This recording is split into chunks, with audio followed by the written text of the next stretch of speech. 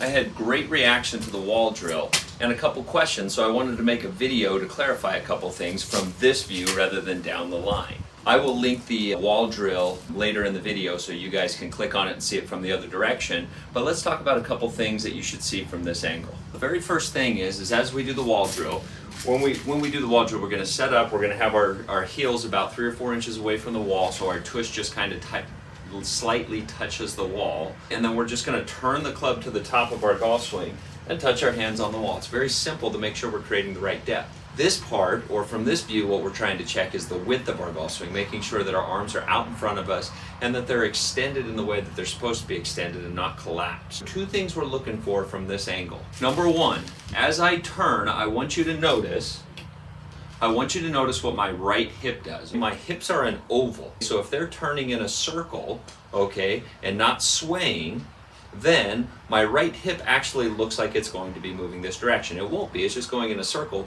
but that's what the look should be. So as I turn, you're going to see my right hip get further away from the edge of this mirror.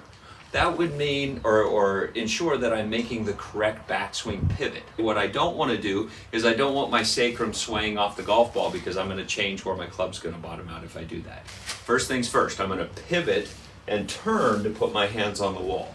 The next thing is when you're putting your hands on the wall, you have to make sure that your hands touch the wall above your right shoulder. Because if you're not doing that and your hands are touching low, do you see how my right elbow is hiding behind my body?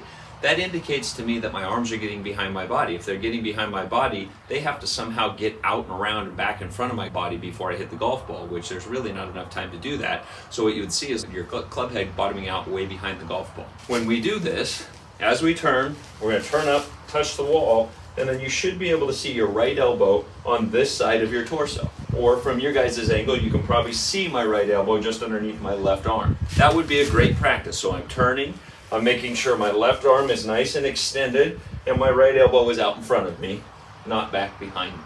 This would ensure that we're creating the correct width. Width is important to 1, make sure we're creating enough club head speed to hit the ball the maximum amount of distance. And number 2, making sure that the club is moving out in front of our body so we hit in front of the golf ball.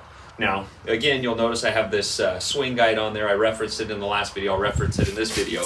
But ultimately what it's doing is it's making sure that as I swing and I put my arm or my hands on the wall, that as I put this little cup right on the top blade of my forearm, that the club face is in the correct position at the top. Might as well get a 2 for 1. If you're practicing the depth and width of your backswing, might as well make sure your club face is in the right position. Now get out there, do some practicing. You can do this even if you're down south in the warm weather. This is a great drill to increase flexibility, mobility, and speed in your golf swing. If you're in the off season, work really, really hard. That way, come March or April, whenever your season comes around, you're ready to go and your body's in great shape. Get out there, practice. Message me more if you need help. Let me know what you want to hear about. I'll teach you any part of the golf swing you want to know. Have fun now.